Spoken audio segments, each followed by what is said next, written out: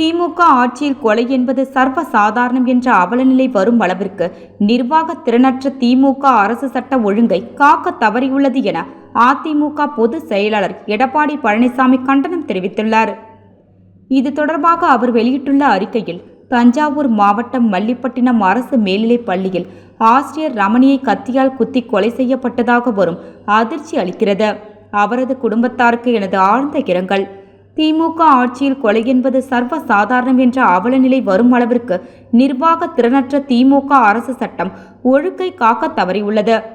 அரசு பள்ளி ஆசிரியர்கள், அரசு டாக்டர்கள் உள்ளிட்ட அரசு ஊழியர்களுக்கு அவர்கள் பணிபுரியும் அரசுக்கு சொந்தமான இடங்களில் கூட பாதுகாப்பு துளியும் இல்லாத அளவிற்கு சட்ட ஒழுங்கை சீர்குலைத்துள்ள திமுக அரசுக்கு எனது கடும் கண்டனம். ஆசிரியர் ரமணி கொலை வழக்கில் கைதாகி உள்ளவர் மீது உரிய சட்ட நடவடிக்கை எடுப்பதுடன் முதல்வர் வெறும் விளம்பரங்களில் மட்டுமே செலுத்தும் கவனத்தை தன்னுடைய முதல் பணியான சட்ட ஒழுங்கை காப்பதில் இனியாவது செலுத்த வலியுறுத்துகிறேன் என அவர் கூறியுள்ளார்.